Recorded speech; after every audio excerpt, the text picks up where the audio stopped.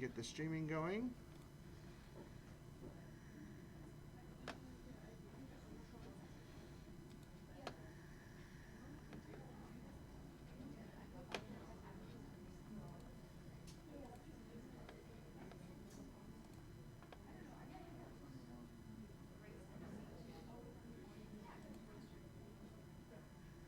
Yep, so we're streaming.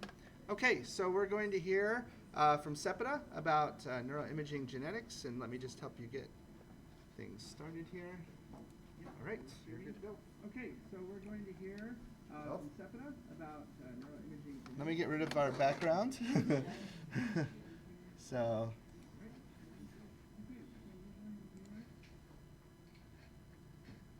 Sorry about that. Minor issue. And now, take two. All right. So let me join in thanking you again for taking part in the brain hack. So I'll be talking about neuroimaging genetics, or how we can combine genetics association studies with neuroimaging, with one particular specific example that I've been working on, just so you get a feel for what might be possible from the viewpoint of a cognitive neuroscientist in this area. So I'll be specifically talking about a study that found overdominant effects. We're going to talk about what that is in the nicotinic receptor system and its impact on brain activity. So I'll start off by thanking Mike Gracious and all the members of his lab that contributed to this study. So this kind of a study is by nature very collaborative, and I know very little about genetics, so please feel free to interrupt me if I say something that's not very correct or maybe unclear, and I might try and clarify on that.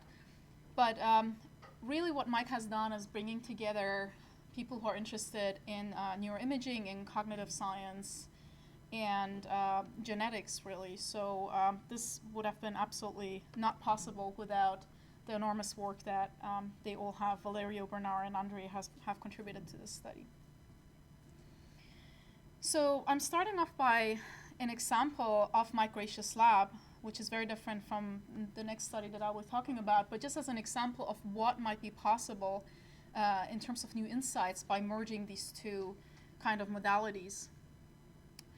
So in this study by Jonas Riccardi and Andre Altman, they started off with intrinsic resting state networks defined by ICA in healthy participants.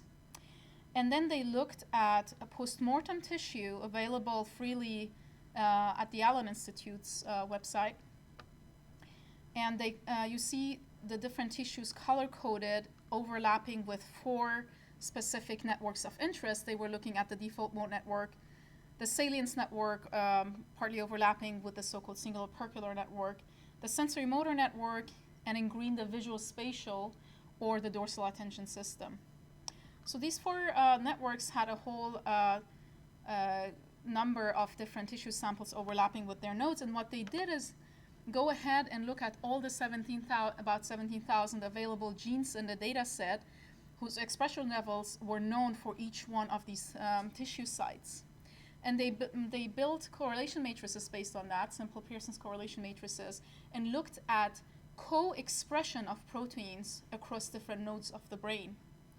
They found significantly higher levels of correlation in expression of proteins than expected by chance according to these networks.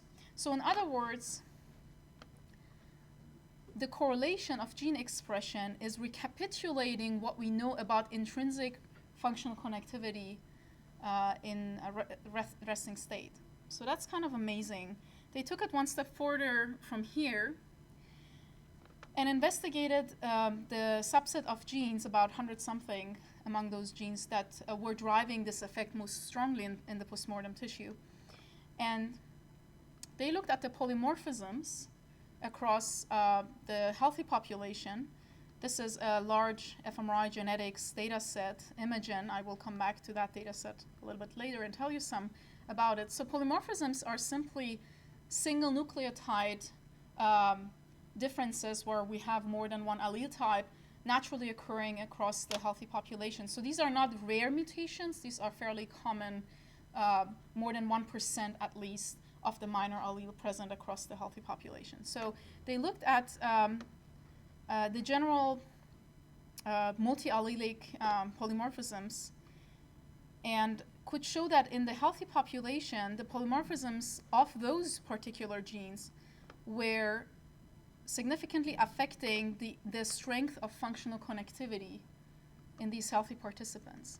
So a multi-allelic measure of genetic polymorphism is actually explaining the variability of functional connectivity at resting state in healthy populations. So this is a kind of amazing insight you can gain by this new field that allows you to merge this kind of approaches.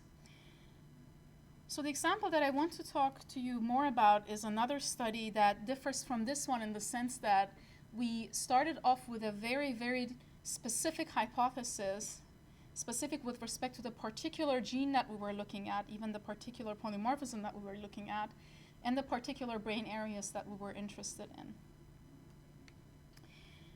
So this is a fairly busy slide, but I'm trying to briefly summarize where this directed hypothesis came from so you understand why we did the study the way we did. So in our previous work, we were interested in the so-called singular opercular or salience network, which consists of the dorsal anterior cingulate cortex, the dorsal anterior insula, subcortical areas, as well as parts of the anterior prefrontal cortex. So in several fMRI studies, we observed that activation in this network is related to maintaining tonic alertness. So tonic alertness is a cognitive control function that is associated from more content-specific and phasic types of cognitive control, such as selective attention to a particular feature. Tonic alertness is very different. It describes the general ability to stay vigilant and available to engage in tasks, but is not necessarily specific to the content of the task. So to think of it as the general ability to maintain vigilance. We have also shown that spontaneous fluctuations of both activation in this network during resting state is correlated with spontaneous changes in the power of alpha oscillations. So these two things seem to be linked, and we know about alpha oscillations from vigilance studies and sleep studies, for example, that the presence of strong alpha power is really a signature of a relaxed awake state. So one of the most reliable things that you see as we transition out of alertness into early sleep is the loss of alpha power. So there is links suggesting that alpha oscillations are a marker for general vigilance. In another collaborative study, we were looking at positron emission tomography mapping of the nicotinic acetylcholine receptor. The nicotinic acetylcholine receptor is the most abundant and highest affinity receptor in the brain for acetylcholine. It's called nicotinic because that's the strong agonist for this receptor. So as you may know, acetylcholine is a very important neuromodulatory neurotransmitter that broadly projects across the cortex and modulates states such as cognitive controlled states. However, the receptor is not completely randomly distributed across the cortex. What our PET study found is that when you map the density of the receptor to the cortical surface, you will find that the highest density occurs selectively in the areas of the singular opercular network. So this network seems to be a strong recipient of acetylcholine. So all of these things are linked. There is large amounts of other bodies of literature that make all of these links between these elements. So what we were interested in is whether genetic polymorphisms of the proteins in this channel, the alpha-4 protein or the beta-2 protein, are actually impacting the amount of brain activity during cognitive control engagement in the singular opercular network, and whether they're also impacting the ability to maintain alertness. We're also looking at the impact of the polymorphism on alpha power, but that's ongoing work. I'll be happy to answer questions if you want to know more about that. So to summarize what our question is, does the genetic makeup of the acetylcholine receptor system, specifically the alpha-4 beta-2 receptor, affect the ability to maintain alertness? And if so, is this effect mediated by activity in the singulopercular network? And the reason I'm showing these pictures is understanding the biological basis of alertness is especially important for adolescents and young adults. As you can see, we start to diverge very much in our ability to focus and as opposed to being distractible and drifting off. And the two data sets that I worked with are both in very young people. So that's one point to keep in mind. So one thing I already mentioned but want to emphasize is that large-scale data sets are necessary for any kind of genetic association study. And these kind of data sets are becoming more and more available in conjunction with neuroimaging, which really opens a great way to ask new questions. I think later today we might replay one of the UK talks about the UK Biobank, which is promising to be one of the large genetics neuroimaging data sets that will become increasingly available. So the two data sets that we worked with, the first one was Imogen. This is recorded in about 2,000 14-year-olds across 8 cities in Europe. So they matched their scanning parameters and all of their MRI tasks and offline tasks and questionnaires. And so it's really a rich, great data set to work with. So on the fMRI side, we had a handful tasks to choose from. We chose the stop signal task because this is the one that is promising to engage cognitive control demands more than the other tasks. We had about 1,350 subjects included in that one. And then offline from fMRI, they had a continuous performance test. These are the kind of tasks that specifically are testing for the ability to maintain vigilance or alertness. About 1,500 subjects there. Another point where genetics is ahead of neuroimaging is it's pretty much not only accepted but mostly required to have a replication data set. So you show your effect in one data set, you try and replicate it in an entirely separate independent data set. In this case, we were working with the Philadelphia Neurodevelopmental Cohort, PNC data set. This one is actually completely public. It's housed by the NIH on dbGaP, so if anybody's interested. It's a very, very rich data set. They have about 8,000 kids between 8 and 21, 22. Of those, 1,000 have imaging data, of which we only could use a subset because we are restricting the subjects to 14 years and up to match our first data set, and we're restricting them also to European Americans to match the European population. It's great that they have a large African American population in there as well, and mixed races too. So for genetic studies, we have to keep our population of interest as homogeneous as possible, genetically speaking. They have a lot more subjects in the offline measures, so they have their own version of a continuous performance test that we used to measure alertness.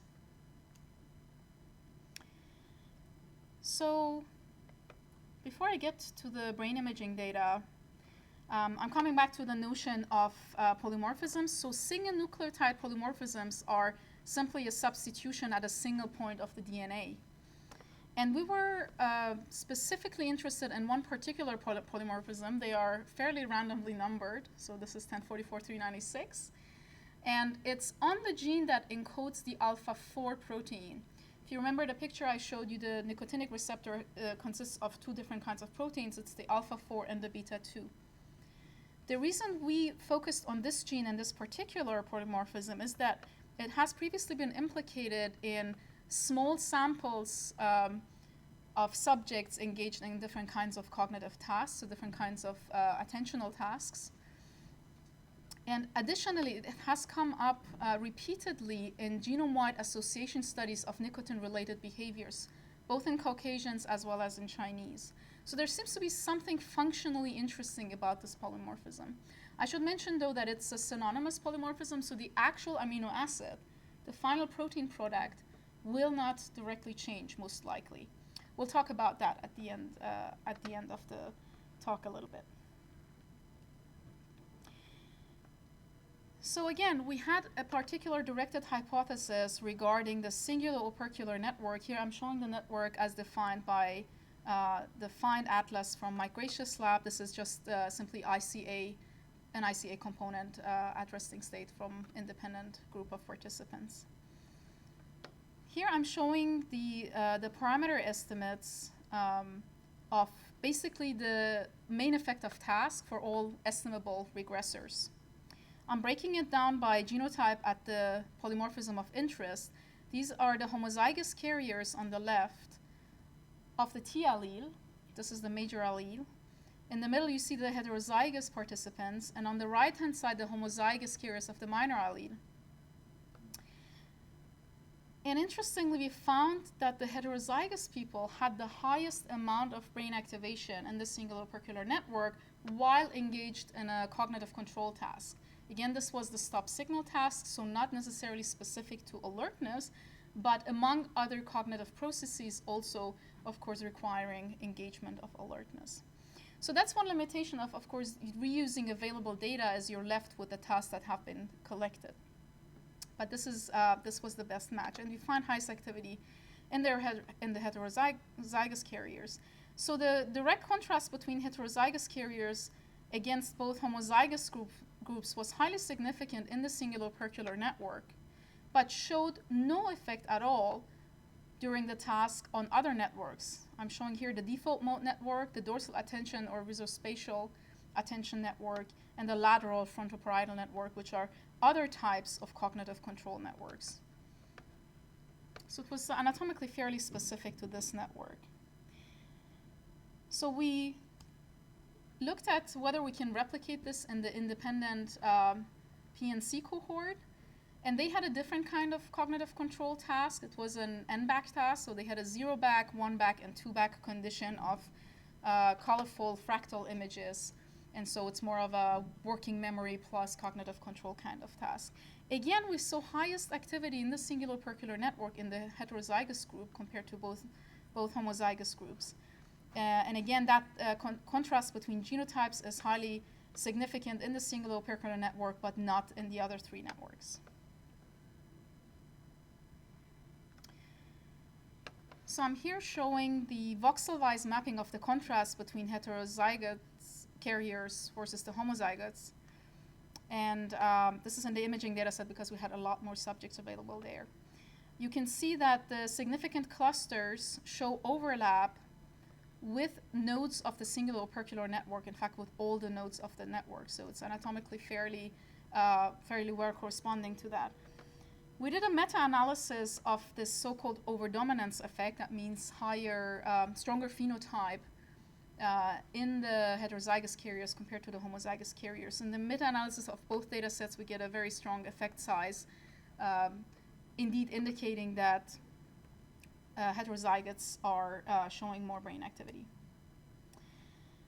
So as I mentioned, the tasks were not really ideal to isolate alertness, so we turned to behavioral tasks that were measured offline. We have a continuous performance test in the Imagen data set. It was simply attending to a continuous stream of digits and then pressing the button whenever a predefined series of numbers, let's say 357, was coming up. And it's a vigilance task because it's very monotonous, it's fairly boring, but it requires continuous engagement. So your performance is going to mostly depend on your ability to simply stay on task. Again, we saw a subtle but significant effect where accuracy on this task was highest in their heterozygous group compared to both homozygous groups. And we looked at the Penn continuous performance test, which was recorded in the PNC data set. They were attending to a continuous stream of figures generated by lines, and the lines could either be a target, which means they were forming a digit, or in some runs a letter, or they were just nonsense figures.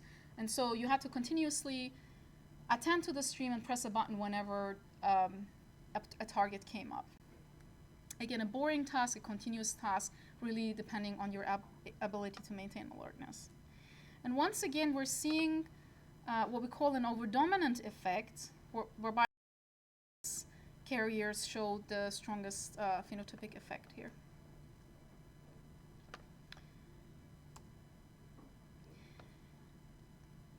So in conclusion, we have an overdominant effect, but why is it that there are so few reports in at least human genetic studies of such effects as compared to other modes of inheritance?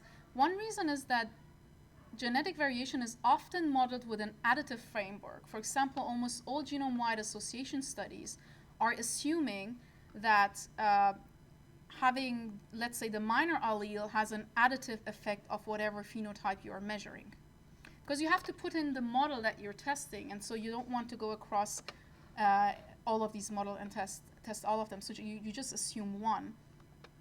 But of course, we know that traits, especially complex traits, can be inherited in very different ways, including dominant and recessive. And in this case, overdominant, which is what we were seeing in our data, whereby the strongest phenotype is observed in the heterozygotes. So this is just, overdominance is just the allelic interaction at a single nucleotide. So overdominance could potentially lead to heterosis, so superior phenotypes in the heterozygous group. This is a phenomenon that is highly of interest in other disciplines like botanics and such. So there's obviously interest in having the best crops, and so crossing them over in these ways might actually benefit from overdominance. But when it comes to cognitive neuroscience, really the one and only probably well-known effect of heterozygotes outperforming the homozygous groups is probably from the COMT polymorphism. That's an enzyme that's metabolizing dopamine in the prefrontal cortex. And so the graph here shows dopamine levels in the prefrontal cortex from low to high. And on the y-axis, you see some prefrontal cortex-dependent kind of cognitive function. So in certain functions that depend on the prefrontal cortex, it has been shown that people that have one copy of each allele are actually outperforming the other two groups. And this is because the heterozygous carriers have intermediate levels of dopamine. So if you're MET-MET, you have too much dopamine. If you're VAL-MET, you have too little for the task. If you're in the middle, you're golden. That said, this particular polymorphism, as the VAL-MET amino acid combination here suggests, is actually a non-synonymous polymorphism. So depending on what allele you have at that polymorphism, at that SNP, you will have an actually different kind of protein product. Your enzyme is looking different, right? So this VAL and MET are two different kinds of amino acids. This is not the case for what we are focusing on. It's a synonymous polymorphism. So what could be the biological mechanism? Again, the SNP that we were studying has no effect on the actual protein, on the amino acid sequence. However, the change from T to C, remember T was the major allele, C is the minor allele, may actually impact a potential methylation site. So in mammals, methylation, which is an epigenetic process, happens only at a cytosine, so at the C. And methylation is one way, for example, to silence certain genes and stop them from being expressed. So you're not necessarily just left with the genes that you're born with, but there are mechanisms that actually, on an ongoing basis, can control the expression of particular genes, can turn them on and off. So methylation is one such mechanism, and it is indeed, if you look at the free UC Santa Cruz genome browser, you will see that this polymorphism is really located at a site where there is evidence for methylation in the DNA. And so, as I mentioned, methylation impacts gene transcription. So my collaborators moved to another publicly available tool. That's the Genome Tissue Expression Project, where you can look up the level of expression, so the amount of protein, evidence for protein that's transcribed for certain genes in postmortem tissue. So we had 2 sites from the cortex, including the Brodmann area. I'm also showing the tibial nerve, which is just nerve material that's outside of the brain but has a lot higher number of tissue samples, so with stronger effects. In both cases, for the TT carriers, TC carriers, and CC carriers of this particular synonymous polymorphism, you see different levels of expression of the gene. So in fact, we do find evidence that having T versus C allele is impacting the amount of cholinergic nicotinic cholinergic channels, receptors that you are actually building in your cortex or generally in nerve tissue. So maybe this indicates a similar situation whereby having intermediate expression levels might be ideal for certain kind of cognitive processes. And again, I'm emphasizing certain because it's not going to generally apply that heterozygotes are outperforming homozygous groups in all kinds of cognitive domains, but in particular domains they might have an advantage, which may explain our data. So just to quickly summarize, there we are. I wanted to, again, emphasize that this kind of large-scale neuroimaging and genetics data sets are increasingly becoming available, and just gave you an example of what you can do with it. We found an overdominant effect of a common polymorphism in the nicotinic acetylcholine receptor system on both brain activity as well as alertness, and the effect on the brain was anatomically selective to the cingulopurcular network, as we had hypothesized. And the possible mechanisms might be potentially an impact on methylation that affects the expression levels of cholinergic, acetylcholinergic receptors in your brain. Right, so that was the last slide. I somehow cannot move forward, but that's it anyway. Thanks for your attention.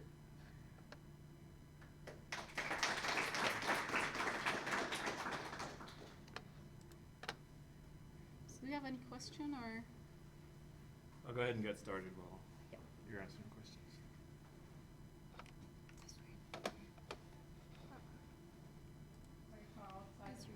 No.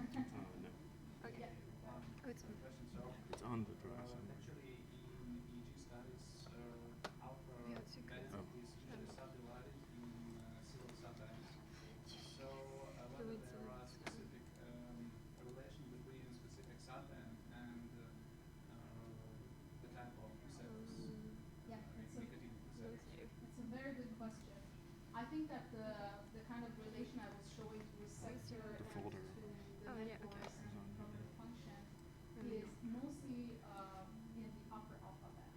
So whether you define it from 10 to 12 hertz or from individual peak, 2 hertz above, the 2 hertz band above the individual peak is where we see all these effects. We have not found any of these effects in the lower alpha band. If you look at pharmacological interventions, that's very common, especially because of the interest in nicotine addiction. There is a lot of pharmacological manipulations of the nicotinic acetylcholine system, and then there's EEG measurements of that. Most of those seem to occur in the upper alpha band as well. So at least as far as the nicotinic receptor is concerned, I think there is much more evidence that it's selective to the upper alpha band. I can just move it. About the muscarinic receptors, again, we don't have any PET mapping data. That would be really interesting to see what we might find, or the alpha 7 kind of nicotinic receptor. That one is, however, less potent. Let's say has less sensitivity and is less widespread. So I cannot answer about the other receptors, but your best bet would be looking at pharmacological studies. So and if talk about alpha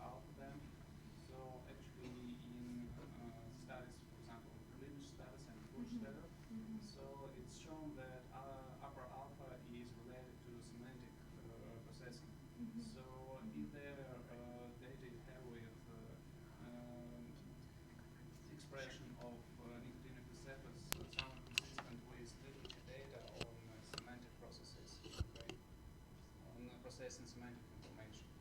Are there any studies which relate these two areas? Link what specifically? So, The processing their abilities to process semantic information Yeah, and nicotinic receptors receptors. expression. I don't think so. I'm not aware of any of it. I mean, nicotinic receptors, or acetylcholine in general, but specifically nicotinic acetylcholine action in animal studies has often been studied in the context of attentional processes. I mean, an animal, it's just hard because a lot of it is animal literature, so when you're talking about semantics, we're getting into problems anyway. But I'm not aware of any human work that would have tried to link those. Great. Thanks, Epide. So I'm going to round out the second half of this. We're still streaming. So I figured one thing that might be useful based on interest from feedback early on, we would talk a bit about methodology for time-varying connectivity. So I like to work on methods. And so I'm going to take sort of my own specific bent on this. What that means is I'm going to tell you a whole bunch of different ways of doing things and pros and cons of each way, and not say sort of here is the right way, because there almost never is. And the goal is mostly just to give a sense of balance so that then you figure out what properties you want from whatever it is you're building and use that to make a decision about how you build your model. Okay, so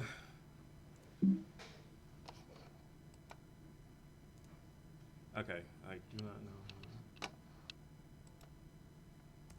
There we go.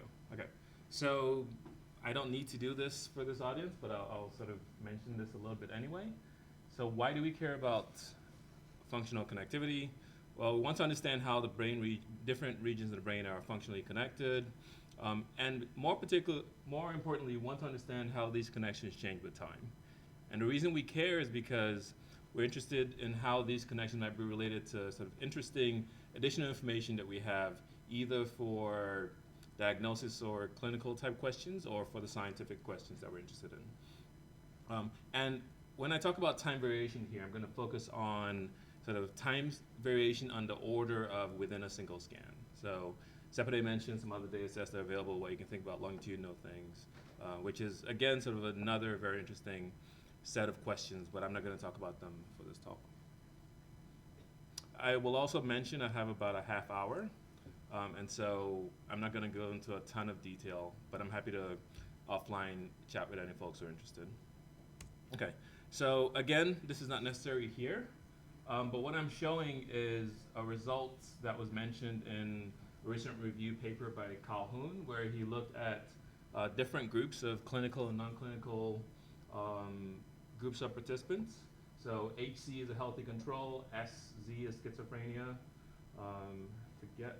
bipolar as well, and looking at differences in a certain way of computing time-varying connectivity and sort of how long different people spend in different states, and using that to try and discriminate between between healthy controls and different potential disease populations.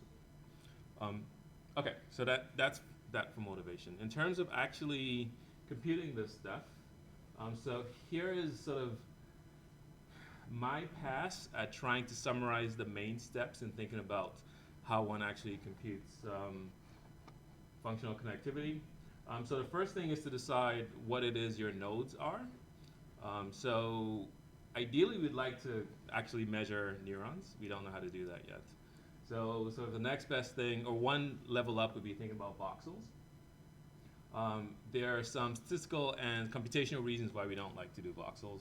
So you might do other kinds of methods where you define the nodes based on some regions of interest, based on some parcellation, or you define nodes based on initial ICA mapping, for instance. So some of the networks that we've heard about. So that's the first decision that you have to make. I should mention that sort of all of these decisions are sort of mutually independent, so you can make a decision for each one of these things, and sort of you get an algorithm. So the way to think about this is that all permutations of these are different algorithms. On one hand, that's a little bit scary. On the other hand, it says that there's something to be learned. So for instance, for the nodes, at different levels of resolution, there's the different kinds of information. And be happy to talk offline about some of those ideas. I think they're quite interesting. So beyond defining what your nodes are, the next thing you need to do is define what you mean by connectivity. So there are many ways that people define this. Correlation is the most popular way, but you might instead want to do partial correlation, also called precision. There are techniques that use mutual information. I'm going to do a bit of salesmanship. There's a technique that we have called MTD that I'll talk about a little bit in one of the slides. For folks that are local, a colleague of mine is going to give a talk later this afternoon where he's going to go into a little bit more on MTD and related techniques and a bit on the science. I'm just mostly going to focus on the methodology for now. Okay, so you defined what your nodes are. You defined how you, what connectivity means. Now you have to define what's the evolution, how to actually measure what the evolution is. So there are two main families of techniques that you can use. I've called them non-parametric and parametric, and I'll go into details. In fact, most of my time today is going to be talking about these two things. I won't spend a lot of time on either one of these, or a little bit on inference, but not that much on anything else. After you've defined your time variant evolution, then you get to think about estimation and sort of summary statistics and evaluation. So things like describing states using graph analytic techniques and network science-based techniques to think about the evolution of graphs and different statistics that you could capture. There's a technique that we've used recently we called cartographic profiling. Again, I guess it's a teaser to hang around at 5 o'clock to learn more about that. And also different things that we've done or you can do in terms of trying to use the networks estimated to build predictors, for instance, to try and evaluate how well they capture interesting information in the data or separate out groups. And then the last step, which is extremely important, is think about inference. So now you have your statistic or your sequence of statistics. How do you know that there's any there? And one way to do it, and the way that I'm going to mostly focus on, is think about doing some kind of inference to figure out, based on some null model, how likely it is the signal that you've seen is really signal or plus potentially from noise. So I'm going to talk briefly about parametric and non-parametric techniques. Mostly it depends on the method that you choose. So some methods allow you to do parametric type methods, which is effectively something as easy as a t-test. So there is some equation that you can apply that will give you some number that will tell you sort of a p-value right away. But perhaps more robust and more likely, for most of the methods that I'll talk about, you need to do some kind of non-parametric approach. I'll talk a little bit about VAR, but it's not the only way to do this. There is a project working on this. So if you guys are interested, hang over in that table to talk about the inference question. Okay. So this is repeating what I said earlier. I'll mostly talk about the estimation and a bit on the inference, and I'm not going to cover a whole bunch of other decisions that are important that you need to make. Okay, so what do we mean by estimation? So in terms of non-parametric estimation, the idea is that I don't have an explicit model for what time variation looks like. I effectively use a sequence of correlations of different kinds, or let me say this better.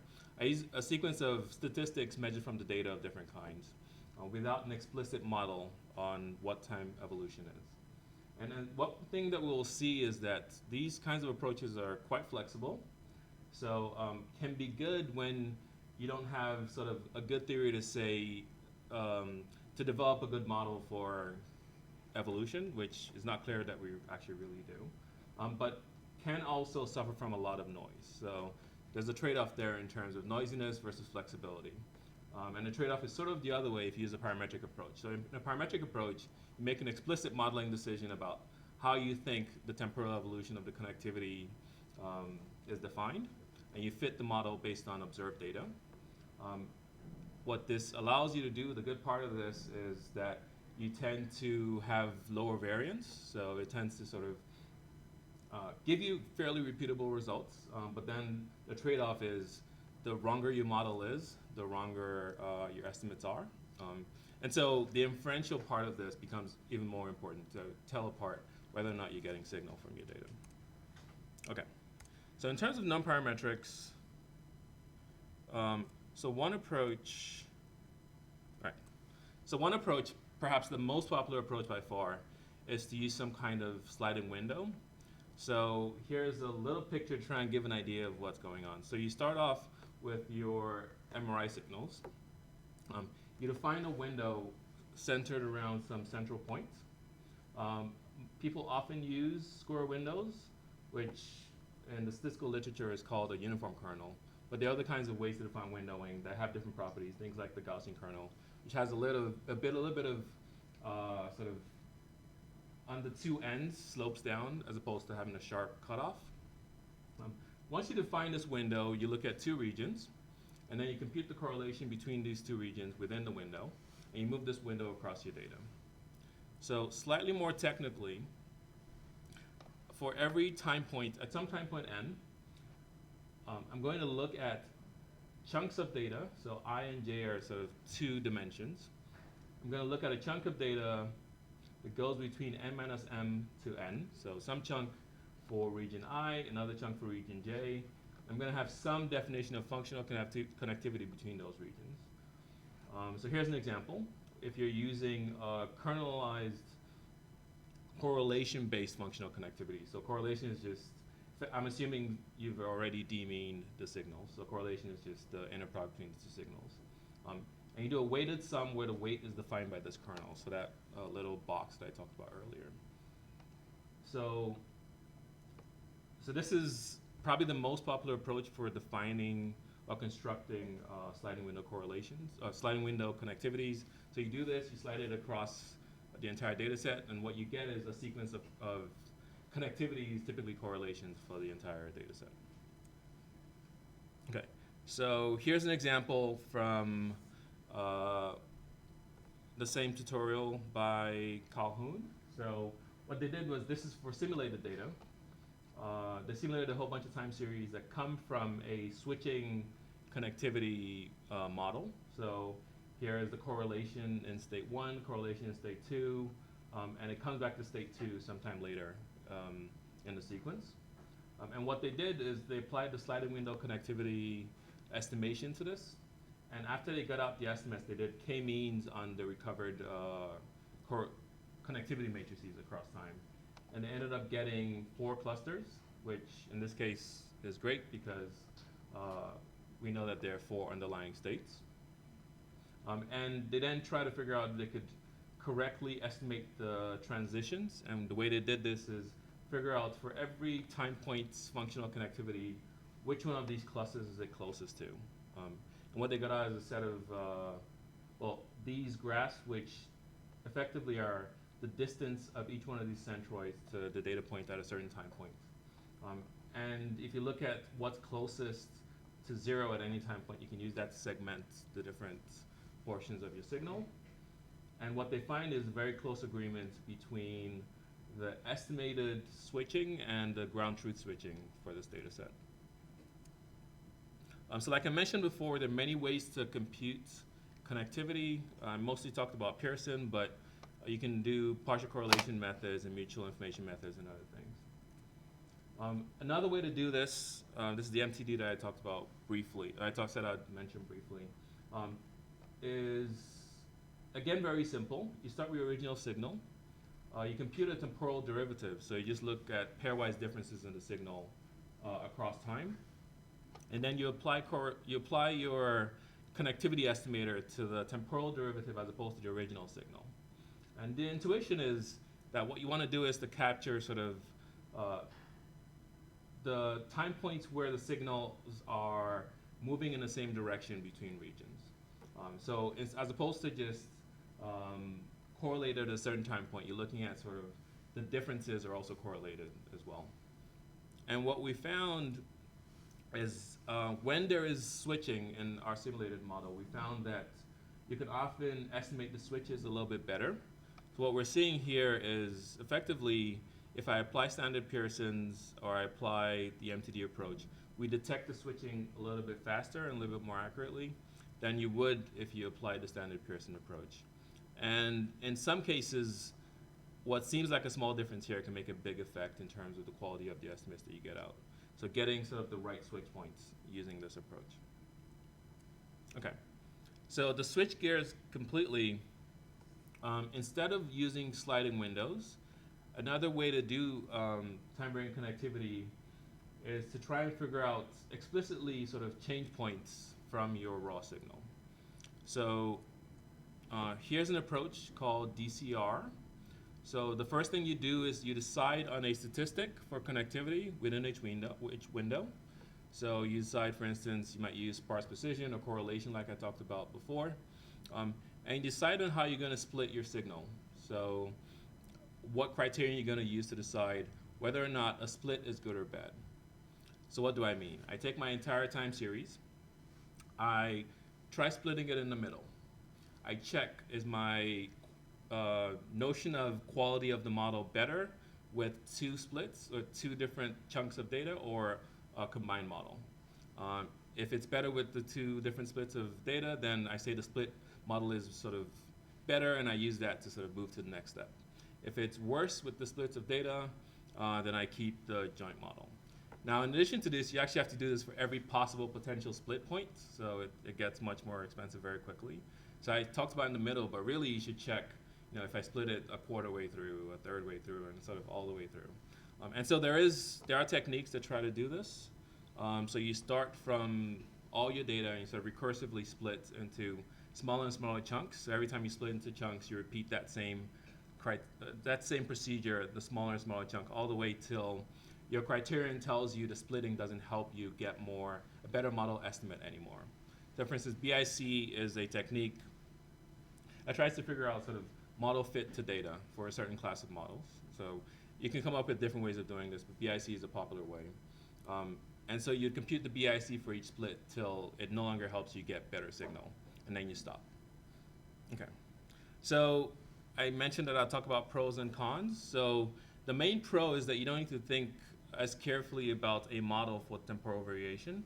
It's fairly easy to plug in new ways of computing what connectivity is. So if you don't like correlation and you like information, theoretic measures, mutual information or something like that, it's sort of straightforward to plug in something else instead of correlation.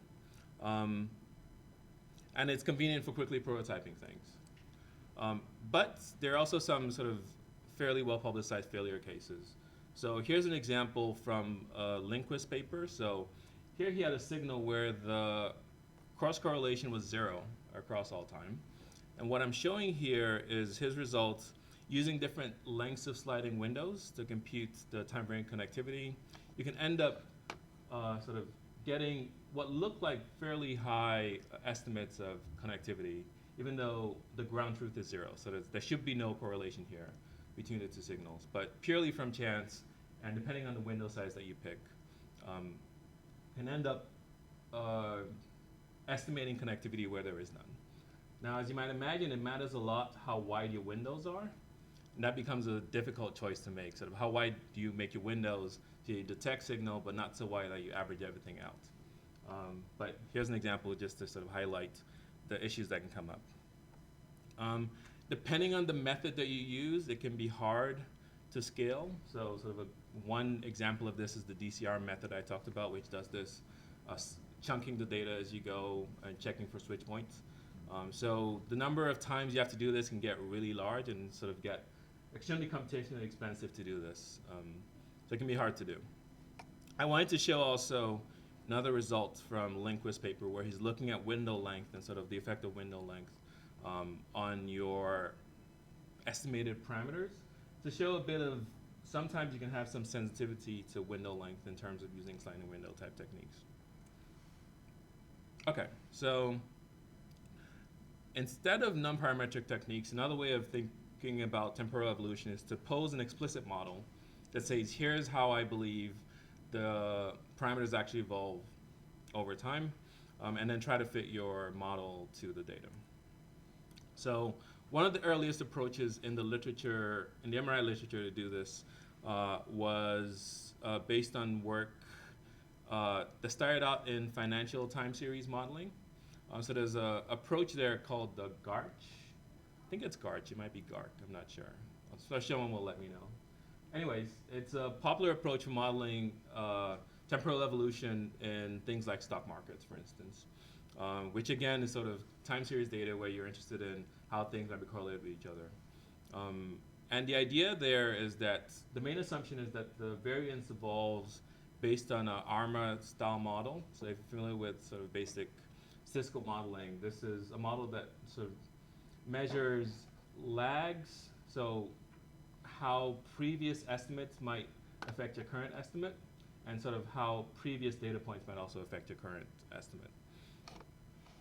So the idea here is, Y is my signal.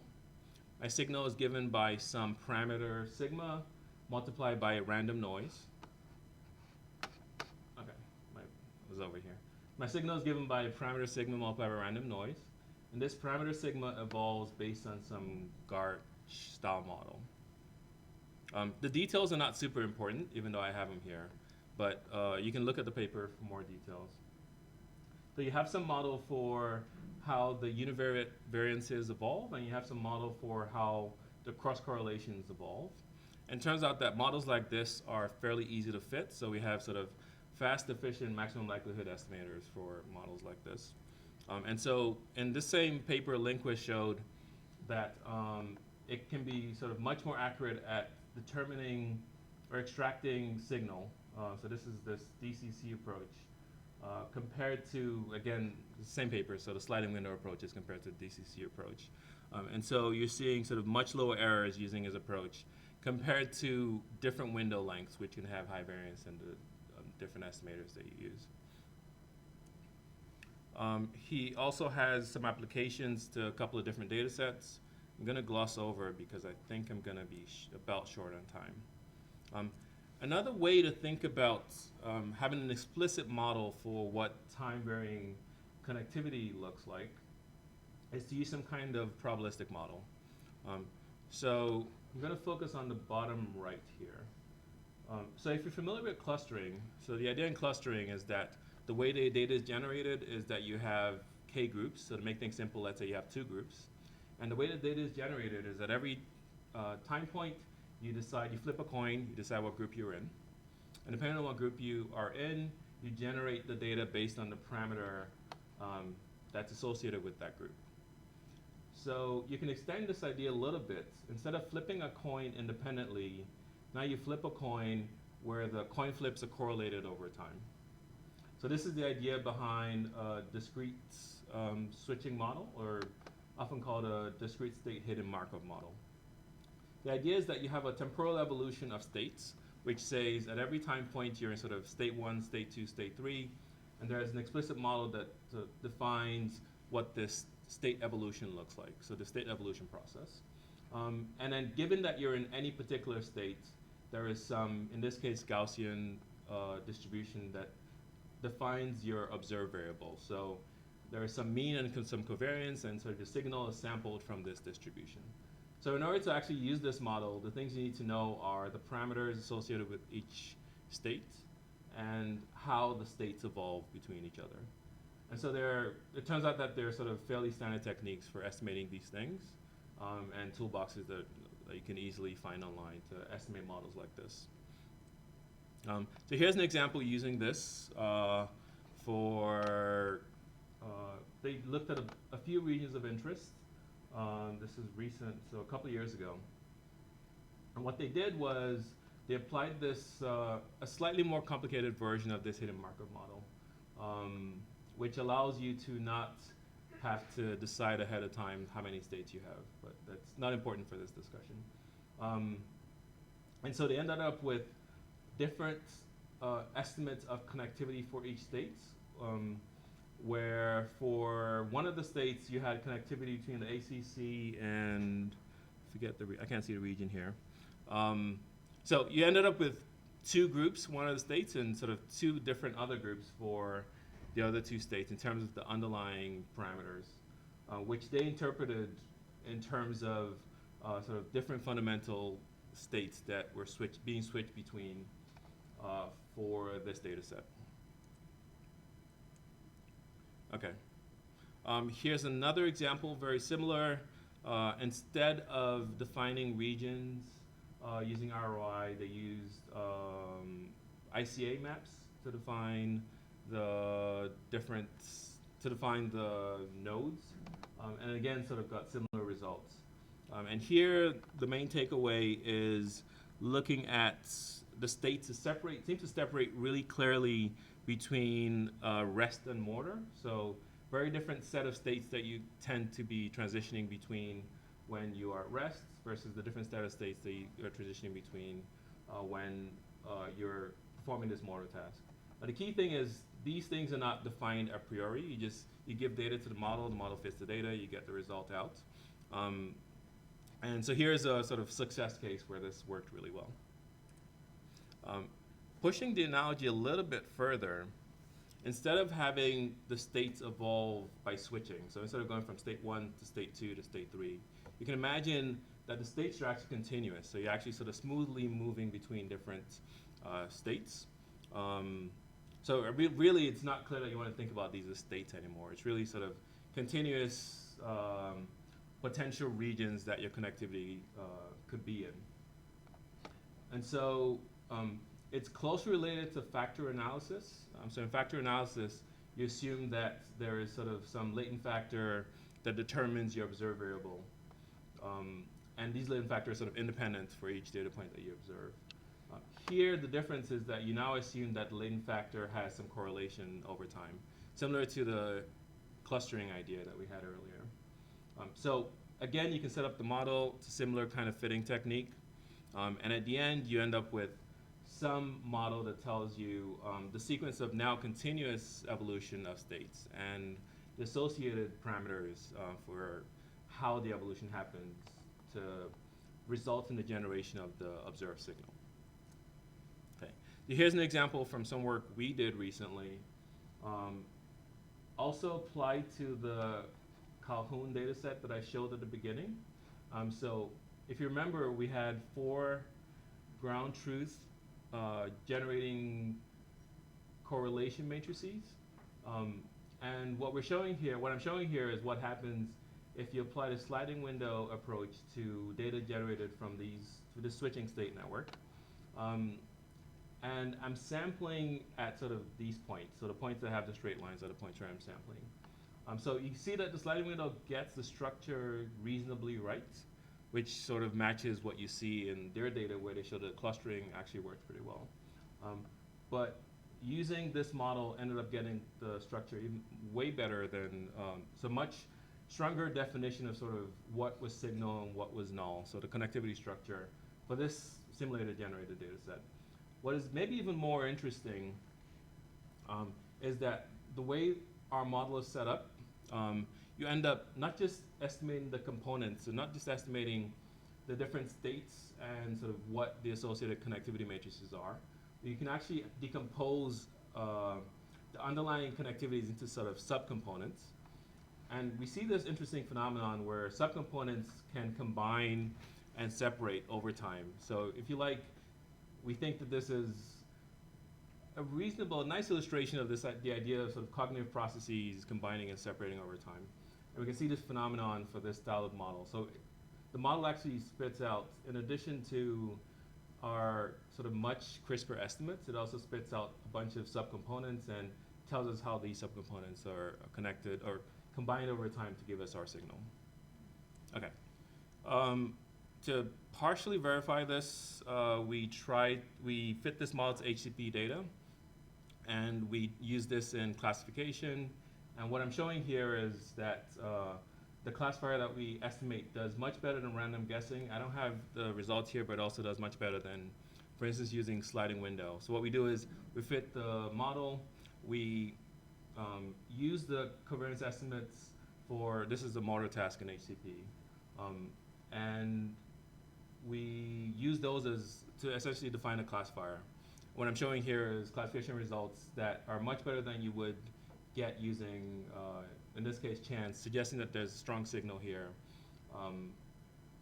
That we're capturing sort of strong signal delineating these different actions in the signal, in this data set. I have to start rushing because I'm definitely over time. But I also wanted to show some of the subnetworks that we ended up estimating. Okay. So I think maybe more important than showing the models is to show the pros and cons, like I did for the first set of methods. So it's accurate when your model structure is evident or known or sort of reasonable to hypothesize. It tends to be conservative when there is not a strong signal. So using Lindquist again as sort of the main reference, what he shows here is his DCC model correctly saying that there's sort of no association in the signal when there wasn't actually association in the ground truth. Now again, it should be clear that if your model assumption is wrong, you can end up sort of saying there's nothing when there is something, or vice versa. So it matters that we sort of have other ways of evaluating whether model assumptions are reasonable or not. So you have to be explicit about model assumptions. The way that you do model summary, which I didn't get a chance to talk about, is often built in. Your estimation can be faster in some cases than some non-parametric approaches. And in some cases, you also have built-in inference, which can be very useful. As we're going to find, inference can be quite expensive. The downside is that it often requires some expert knowledge to develop the models and to fit them, and it can be computationally expensive to fit once the models start getting fairly complicated. And again, like I said before, it matters that your model captures some interesting signal with respect to the data, or else you sort of will miss important signal if you just apply the model approach blindly. I am definitely out of time, but I want to sort of emphasize the importance of doing inference beyond whatever model fitting that you're doing. There are a few cases where we know sort of tests that you can just apply, like I mentioned, which look pretty much like t-tests, so it's convenient. You can just compute some statistic, apply some tests, get some results, use that to figure out whether or not the signal. Primarily for model-based approaches, but there are some techniques for non-model-based approaches, even with high-dimensional data that can give you sort of easy asymptotic tests. In most cases, though, what you want to do is some kind of non-parametric test, which effectively what you do is generate a bunch of data from some null model that matches general statistics of your data. So for instance, matched in average connectivity to the ground truth data. And then what you want to then figure out is sort of whether the signal that you end up extracting is very different from what you'd expect sort of from noise or from the null model, which tells you a bit about whether the signal is sort of likely to be true signal or likely to be noise. Okay, so here are some examples from Zaleski, but I'm going to just quickly jump over because I don't have any time. So to conclude the whirlwind, I talked a bit about parametric versus non-parametric approaches for modeling temporal variation. So I think it's useful food for thought if you're thinking about jumping into this field. There's sort of a bunch of choices to make. There's not sort of clearly wrong or right for you to make any one of these choices, but they affect different things in terms of what signal that you end up focusing on from the data. I did not talk about summary statistics and clustering and cartographic profiling from an earlier version. There's a longer version of this talk. But I did talk very briefly about inference, and we'll hear a bit more about inference, I believe. So I don't feel so bad about skipping most of it. There are a couple of tutorials that I think are pretty good. That are worth looking at. I believe the slides are available, so you can easily find them. So tutorial from Calhoun and tutorial from Hutchinson. And there's some software for some of the models I talked about. Lindquist has pretty good repository with the original DCC and a bunch of updates that they've done, so it's worth taking a look at. HMMs are sort of classic models, so there are lots of pre-built software to fit things like that. And we have a MTD implementation available that you can just look at to run. And I'm over time, but that's it. Thank you. So I'm gonna, I think, ask that you leave questions offline, or at least let me turn off the streaming since we're over time. But if you have any questions, I'm happy to answer.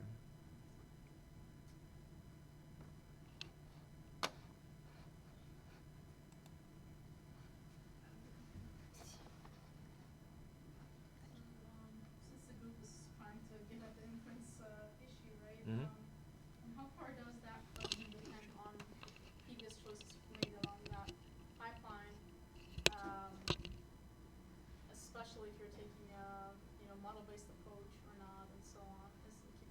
Can you answer the inference question independent of how you came up to that point, or? Okay. So I'll repeat the question. The question is, how much does the inference depend on the modeling choices that you've made at the beginning? So are they independent somehow? So yes and no. If your inference is sort of, there are some inference techniques that are explicitly based on the model. I glossed over them very briefly at the end. So they're sort of, for this model and sort of its associated null, here is a plug-in sort of simple rule to give you inference. Then it explicitly depends on the model.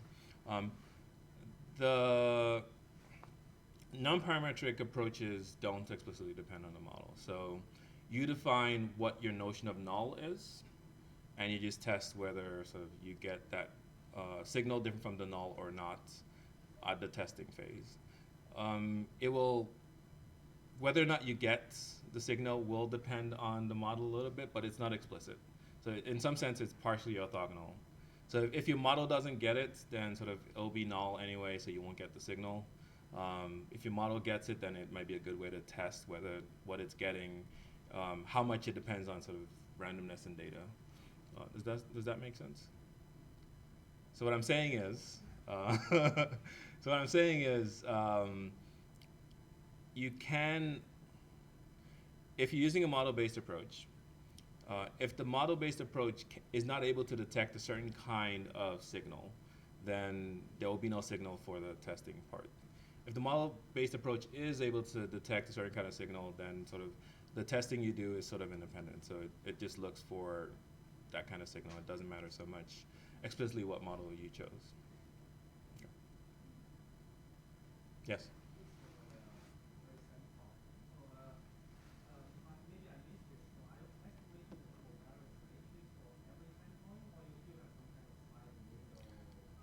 So for the model-based techniques, so they estimate a covariance matrix for every time point, but the data fitting is using all the data at the same time.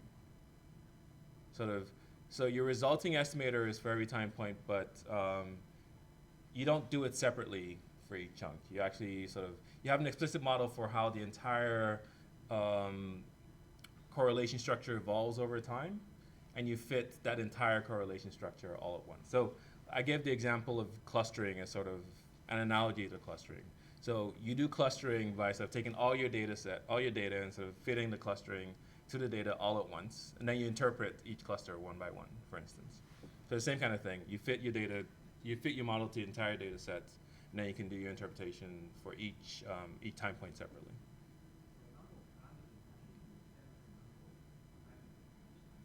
I can't hear the question.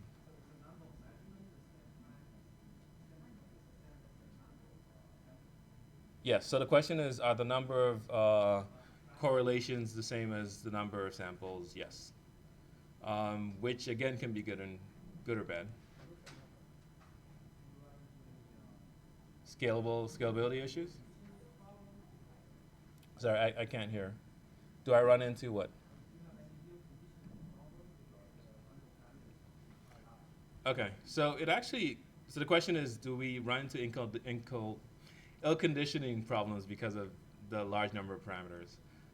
So I would argue, so the short answer is there is a trade-off that we're still trying to understand better, but I would argue that the ill conditioning is less painful than in sliding windows because you're effectively still estimating the same number of parameters, but you're estimating each one separately. Or here you're estimating all of them at the same time. We found, so I didn't go into detail at all, but I can link to papers. We found that adding extra regularization helps a lot. So I didn't talk about, we have sort of, in our models, we have notions of sparsity. We have a definition of the time variation that sort of looks for smooth structure. So there's a bunch of extra things that we have in the model that lead it to get what we think is good signal. And I do think it matters quite a bit. I really loved your talk, and I'm curious about so many things, but one question I had was, I thought it was interesting that you put as a downside of the non-parametric methods that it has trouble handling sort of autocorrelated error terms, it looks like, something along those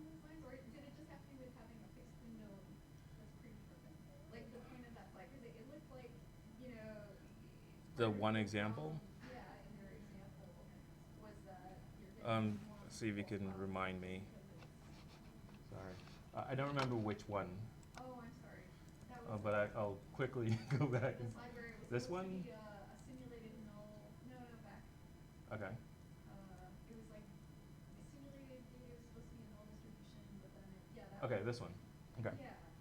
So maybe I misread the point we're making on this slide, but you mentioned the window link there, but I was Mhm. wondering if also like what non-parametric methods exist for modeling auto correlation in the data across time. Right.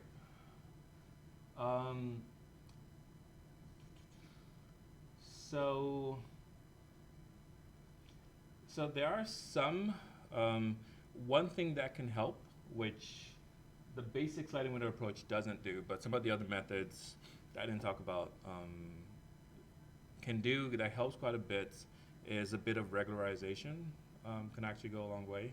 So sort of biasing things towards assuming that there is no signal effectively. So like in linear regression where you might use a regularizer to make the weights bias towards being small. So the short version is there are techniques that will perform better for this specific scenario. The pure sliding window approaches do seem to be a bit sensitive to the window size that you pick. So let me make a sort of bigger meta point. So from statistics, when you choose to use a model-based approach, you suffer lower variance, meaning sort of your estimates tend to, in a statistical sense, the variance of your estimates tends to be lower, meaning sort of respective variations in the data because the model is making a strong assumption. But you can suffer a high bias, meaning if your assumption is very far from what the actual data generating distribution is, you can end up sort of way off. When you use a pure statistic-based approach, you generally will suffer the opposite. So you will generally suffer lower bias because it can fit a lot more, but generally you'll suffer a higher variance because as the data changes a little bit, it tends to be a little bit more sensitive and sensitive to parameters. So I don't know if that answers your question, but as a general rule, that seems to be what we've observed. There are methods that try to be in the middle, which I also didn't talk about, that use some parts from non-parametrics and some parts from explicit modeling assumptions. So like growing complexity with the data in a certain way that seem to be able to navigate this trade-off a little bit better. Questions? So I'm still streaming, but I assume it's okay. I don't know what. Okay. Yeah. I have a hard time imagining what this means, the state in a dynamic heuristic state. Say that again? I have a hard time imagining what does it mean modeling a state in a resting state dynamic connectivity because we don't know the states a priori. How do we get them?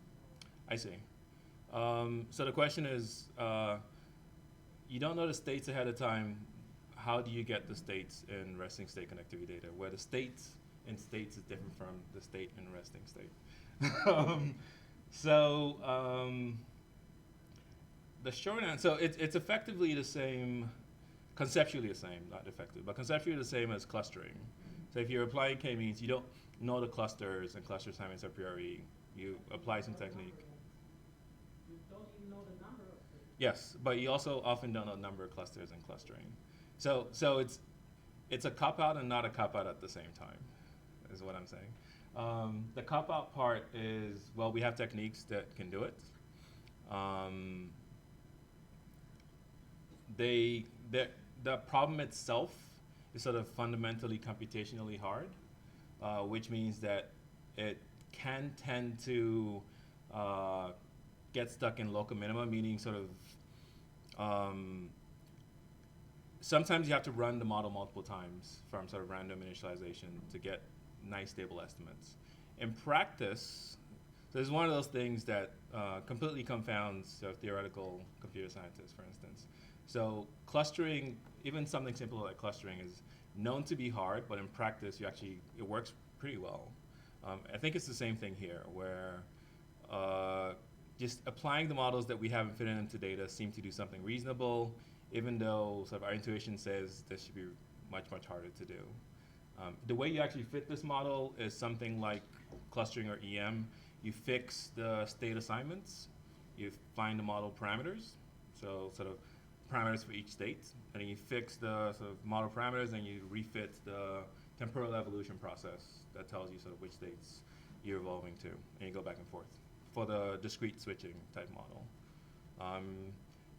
It's been used in lots of places before here, so it's had a lot of success, for instance, in modeling something like voice recognition. They use this to figure out evolution. The HMMs are popular there, and many other problems that are popular. So they seem to be fairly sort of stable, robust models, even though exactly what you said is true. Like, we don't know the states ahead of time. We're fitting the model to data. In practice, it seems to actually get something reasonable. Voice recognition, at least I know that I'm working on some language I know before. I have a hard time translating this into resting state because I don't know how it works. So in the voice work, I actually don't understand your question. Sorry. Could you rephrase maybe? So if you're coming from hidden models on audio, Yeah. you can apply already dictionaries, so you don't know your states, but you know what you're looking for. Sure. Don't you know what you're looking for? No? So in both there and here, you don't use. So both there and here, these are fit directly to data, if that answers your question. Again, I think to ease the transition, it's good to think about this as sort of fancy clustering. You don't know your cluster means, and you don't know the cluster assignments. Still, you can fit clusters data, and if I have simulated data, you will often find that the clustering is reasonably robust, particularly if you restart a few times to make sure you get a reasonable answer. So it works reasonably. I can say something stronger. So if there is work showing, at least for clustering, so if you initialize the right way, you're much more guaranteed to get the right answer. I think the theoretical modeling work is further behind for time varying stuff, but empirical success suggests that similar results are probably true. Okay. I think part of that question is when you say they seem to be doing reasonably. Yes. I think What does part that of- mean? I think part of Jonathan's question is, since we don't know, all we can say is on simulated data where we know the ground truth, Yes. it's doing reasonably. So if in real data it's giving us the state transitions, Yes. we're assuming it's reasonable, right? So I the think that question- one part of the problem is how do we evaluate how reasonable the outcome was, right? Yeah. So to summarize the question is sort of how do we evaluate what we got and like are we actually getting something reasonable? So what does it mean to estimate something? So I think it's a problem with, in some sense, so in machine learning lingo, it's a problem with sort of all models, all generative style models. So what I mean is we're not making explicit predictions, where predictions you can easily check whether you predicted things correctly. We're trying to infer structure from data. And it's always hard to figure out if what you're doing is correct or not. I'll tell you the tricks that we've been using, which we think are a step in the right direction. So one simulation, so if I simulate data from reasonable models, my model, so when I know the ground truth, my model should be able to capture something close to the ground truth. That seems like sort of a zeroth order. If it doesn't pass that test, then you probably should go back to the drawing board. The next thing that we've started to do is try to tie these to something interesting biologically or in behavior or something else. So we actually try to do prediction with these things. Now, it's not a foolproof test. It might be something else driving the prediction, but it's sort of partial evidence that there's some signal there. So I briefly talked about one of the results where we use the estimated connectivities to do prediction, and we see good prediction results, which gives us, again, a little bit of confidence that we're capturing signal. Mac, later on this afternoon, we'll talk about some work we've been doing to tie these to behavior as well. So we applied this with NBAC, actually. and looked at parameters from the drift diffusion model and saw sort of clear differences, which suggest again that we're capturing signal. I think that the inference stuff matters a lot for similar reasons. Again, it depends on your null model, but we can come up with reasonable nulls and make sure that we're at least passing those tests. So I don't have a foolproof answer, but I think there are a bunch of reasonable things that we can do that give us a bit of confidence that we're heading in the right direction. But I don't think it's a problem only here. Like, it's a problem in sort of almost all of trying to come up with, from data, trying to come up with, effectively trying to figure out mechanisms. I think it's the same thing that happens, right? So you theorize things, you try to test it. The best version of this is if we could come up with tests where we could then, I don't know, what's a really great test for this? We could actually test in real data. I don't know, I have to think about that. So if you actually had, if you applied these methods, figured out some mechanism, actually figured out, like effectively verifying that this is true, I think we're still a couple of steps from that, but we have some techniques that we think are pushing us in the right direction. Yeah.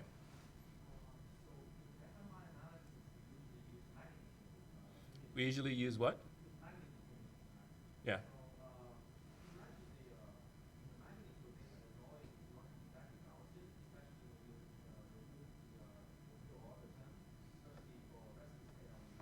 Yeah.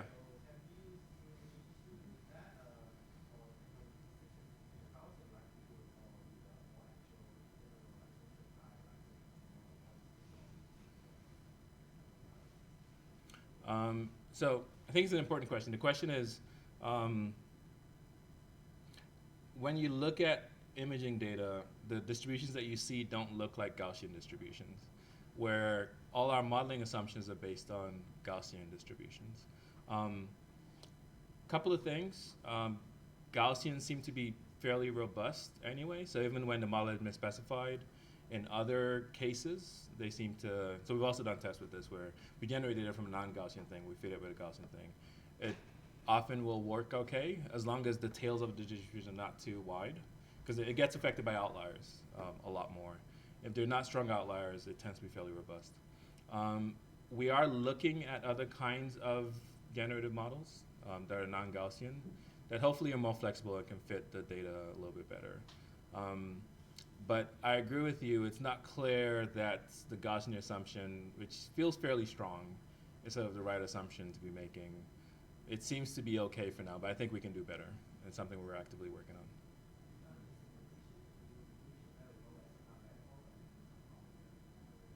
We have some simulations. I can at least shoot you a paper. I don't know if Mac will talk about it later in the afternoon. We have some simulations where we play with SNR. We've played a bit with different kinds of noise, so noise that affects the non-ID or like 1 over F, like more physiological type noise things, and see what happens. Still seems to be okay. But again, of course you degrade the more noise you have, but it seems to degrade reasonably gracefully, so it doesn't completely crap out, is what we've seen so far. Okay, I should definitely wrap up. But I'm around. I'm happy to answer more questions.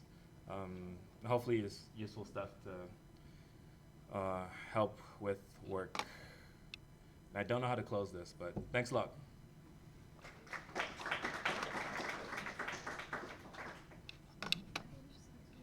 Here? Yeah, you can do stop streaming also.